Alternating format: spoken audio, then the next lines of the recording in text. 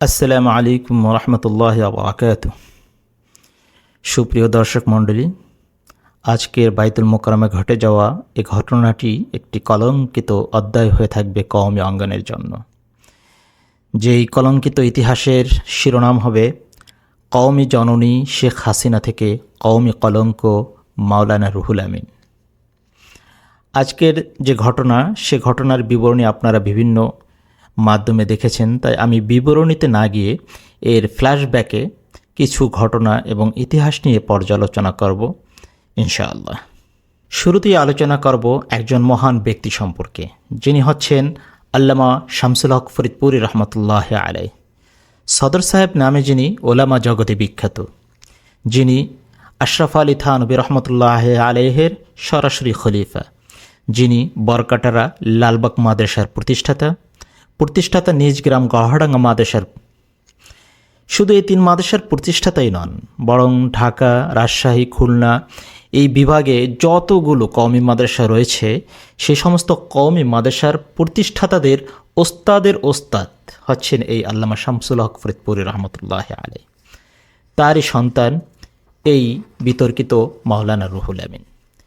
তিনি সদর সাহেব রহমতুল্লাহ আলাইয়ের ছোট ছেলে। তার বড় ছেলে ওমর আহমদ, যিনি গহড়াঙ্গা মাদ্রাসা এবং তার পার্শ্ববর্তী কিছু এলাকায় পীর সাহেব নামে পরিচিত। আল্লামা শামসুল হক ফরিদপুরী রহমতুল্লাহ আলাই প্রতিষ্ঠিত একটি সংগঠন রয়েছে, অরাজনৈতিক সংগঠন, যার নাম খাদেমুল ইসলাম। যদিও তার দৌরাত্ম্য পাটগাতির বাজার থেকে পাটগাতির পাটখ্যাত পেরিয়ে গোপালগঞ্জ পর্যন্ত পৌঁছাতে পারেনি, রাজধানী ঢাকার অন্য অন্য শহর তো দূরের কথা।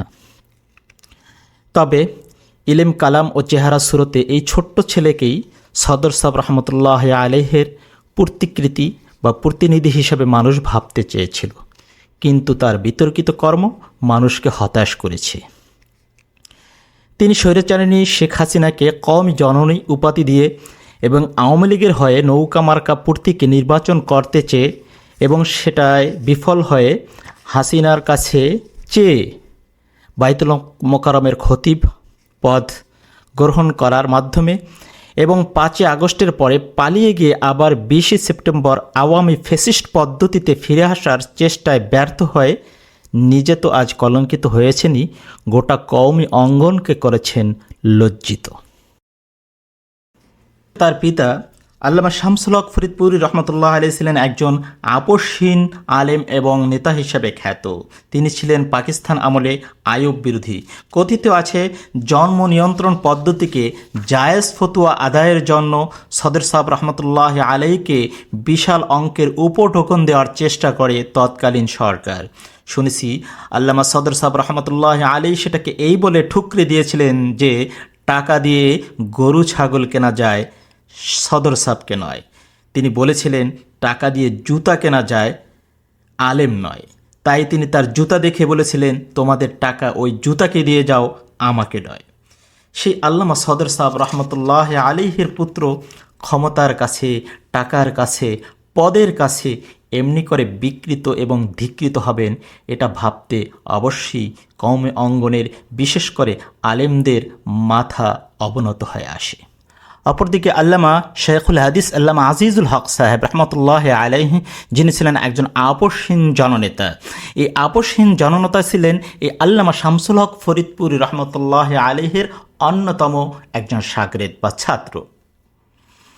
এই আল্লামা আজিজুল হক রহমতুল্লাহ আলাইকেও বিতর্কিত করার অপচেষ্টা করেছিল এই দালাল গোষ্ঠী, এই দালাল চক্র বলছে এই জন্য যে এই রুহুল আমিন, মাওলানা রুহুল আমিনের আরেক বন্ধু, মারকাজুল ইসলামের প্রতিষ্ঠাতা মুফতি শহীদুল ইসলাম এবং বর্তমান কথিত ইসলামী ঐক্যজোটের চেয়ারম্যান মেজবাহুর রহমান বাটপার, এরা মিলে শাইখুল হাদিস সাহেব রহমতুল্লাহ আলাইকে একটি ভুল বুঝিয়ে তৎকালীন আওয়ামী লীগের সাধারণ সম্পাদক আব্দুল জলিলের সাথে 7 দফার একটি চুক্তি করিয়ে এই আপোষহীন জননেতাকে আপোষকামী জননেতা এবং আওয়ামী লীগের দালাল হিসাবে প্রতিষ্ঠিত করার চেষ্টা করে।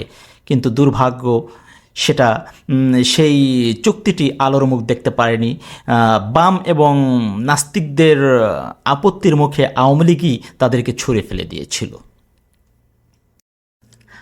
আরেকটি মজার কথা হলো, আজকের রাজনৈতিক অঙ্গনে জ্বালাময়ী বক্তা হিসেবে সুপ্রতিষ্ঠিত আল্লামা মামুনুল হক দামাত বরকাতুম, তিনি হচ্ছেন আল্লামা শেখুল হাদিস আজিজুল হক রহমতুল্লাহ আলাইয়ের সুযোগ্য সাহেবজাদা।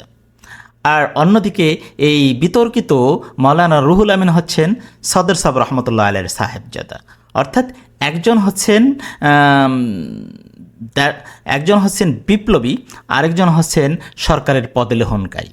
তাই আমরা এ কথাটাকে এভাবে বলতে পারি যে ওস্তাদের পোলায় খাইছে কট, সাগরেদের পোলায় হয়েছে হট। আমরা আশা করি এই সাগরেদের পোলাই এগিয়ে যাবেন এবং তিনি বাবুনগরীর মতো আপোষহীন থাকবেন।